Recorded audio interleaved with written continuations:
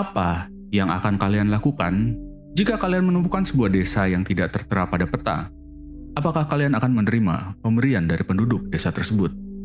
Selamat malam wahai para penunggu Kamar Angker. Gue Dimas, host dari Kamar Angker. Kali ini kita akan mengikuti cerita tentang 5 orang pendaki amatir yang sudah beberapa kali menaklukkan gunung-gunung populer.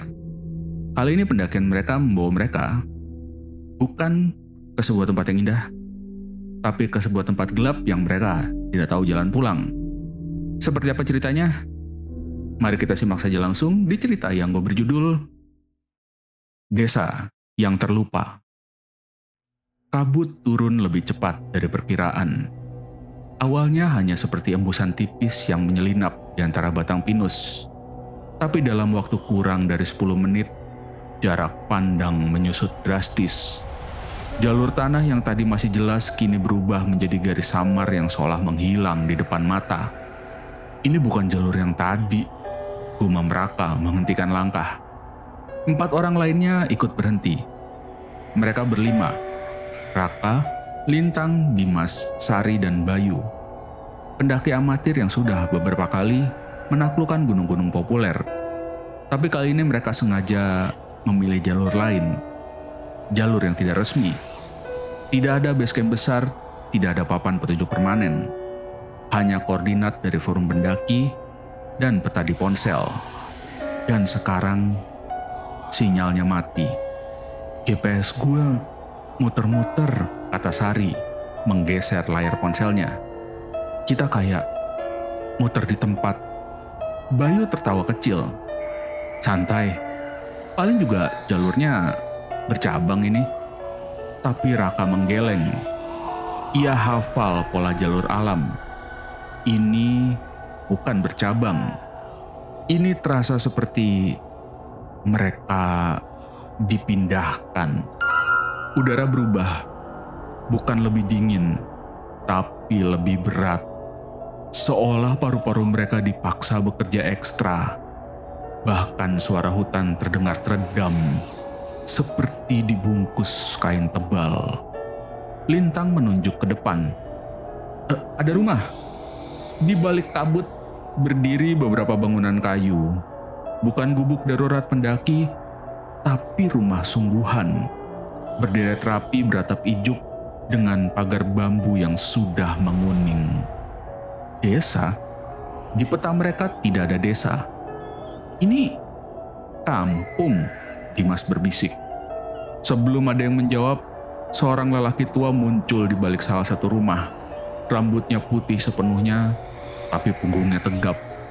Kulit wajahnya keriput namun matanya jernih. Kalian tersesat. Suaranya hangat.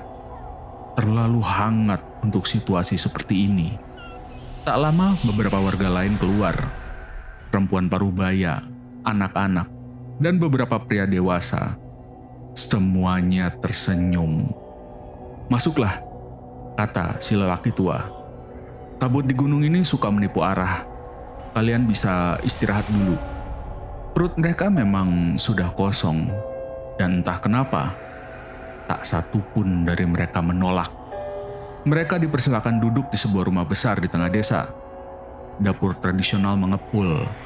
Aroma masakan menyebar cepat membuat lambung mereka berkontraksi. Sudah lama tidak ada tamu, ujar seorang ibu sambil menuangkan teh hangat ke cangkir-cangkir tanah liat. Kami senang sekali. Makanan dihidangkan. Nasi hangat, sayur hutan, dan semacam rendang berwarna gelap. Dagingnya empuk, berserat halus. Ini apa? Tanya Bayu. Daging rusa, jawab si ibu tanpa ragu. Mereka makan dengan lahap. Mungkin karena lelah, mungkin karena udara gunung, mungkin karena keramahan warga yang terasa tulus. Tak ada rasa aneh. Tidak ada bau busuk, tidak ada tanda bahaya. Setelah makan, kantuk datang menyerang hampir bersamaan. Sari menguap. Dimas menyandarkan punggung ke dinding kayu. Raka mencoba melawan rasa berat di kelopak matanya, tapi gagal. Yang terakhir ia sadari sebelum tertidur adalah suara kayu rumah yang berderak pelan. Tuk, seperti bernapas.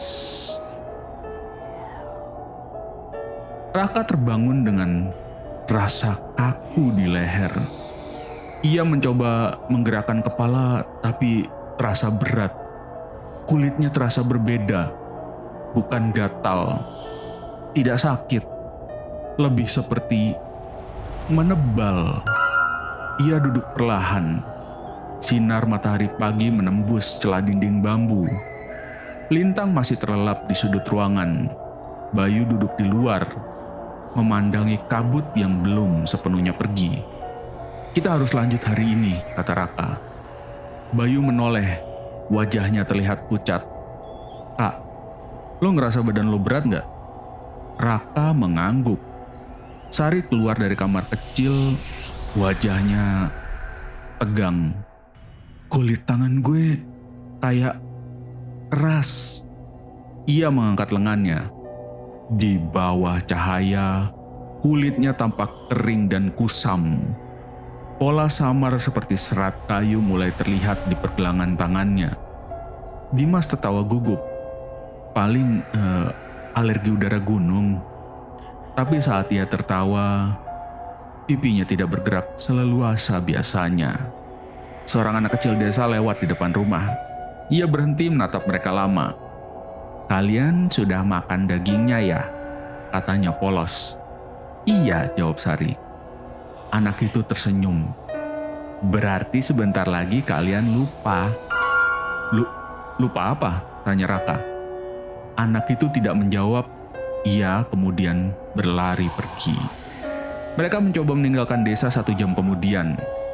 Kabut memang sudah menipis, tapi setiap jalur yang mereka ambil selalu berakhir di tempat yang sama. Gerbang bambu desa.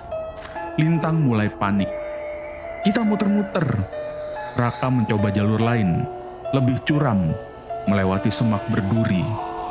15 menit kemudian mereka keluar, tepat di depan rumah tempat mereka bermalam. Seorang pria desa berdiri di sana, seolah sudah menunggu. "Tidak ada jalan keluar," katanya lembut. "Apalagi setelah kalian makan." Dimas menghampirinya. "Maksud Bapak apa?" Pria itu menatap tangan Dimas. "Kalian mulai berubah." Ia memanggil warga lain. Mereka berkumpul membentuk setengah lingkaran. Lelaki tua yang pertama menyambut mereka melangkah maju. "Kami dulu juga seperti kalian." Ia membuka lengan bajunya. Kulitnya bukan kulit manusia biasa. Permukaannya keras, beralur seperti batang pohon tua. Retakan halus menjalar dari pergelangan sampai siku. "Kami penduduk desa ini ratusan tahun lalu terjebak kelaparan saat badai panjang menutup semua jalur gunung." Suasana hening. "Awalnya kami makan akar dan kulit pohon, lalu hewan, lalu orang yang mati karena lemah." Lintang menutup mulut. "Yang hidup memakan yang mati," lanjut lelaki tua itu. "Dan ketika yang mati habis, kami memakan yang masih bernapas." Sari mulai gemetar. "Itu pelanggaran yang tidak bisa ditebus gunung ini," katanya. "Kami tidak mati, tidak bisa pergi, dan siapapun yang makan makanan kami akan menjadi seperti kami." Bayu jatuh terduduk. Perubahan semakin cepat. Dalam 2 hari kulit mereka mengeras. Awalnya di ujung jari, lalu menjalar ke telapak tangan, lengan, leher. Sari menangis saat melihat pantulan wajahnya di air sungai. Urat kayu samar mulai muncul di pipinya. Lintang mulai lupa nama gunung yang mereka daki. Dimas mulai melupakan tanggal. Bayu mulai melupakan segalanya. Ingatan tentang kota memudar seperti foto lama yang terkena hujan. Raka berusaha mencatat semuanya di buku kecilnya. Hari pertama, dia bilang dia masih ingat rumah. Hari kedua, dia lupa nama jalan tempat dia tumbuh. Hari ketiga, dia lupa kenapa dia takut. Warga desa membantu mereka dengan sabar, mengajari mereka cara berjalan, mengajari cara bernafas saat dada terasa seperti papan, mengajari cara menerima. Melawan hanya mempercepat retak, kata seorang nenek sambil mengoleskan ramuan ke lengan Raka. Suatu pagi Sari tidak mengenali Raka. Ia tersenyum sopan seperti pada orang asing. "Mas, mau teh?" Hari itu Raka berhenti menulis. Waktu tidak lagi berarti. Musim berganti, tubuh mereka semakin menyerupai kayu hidup.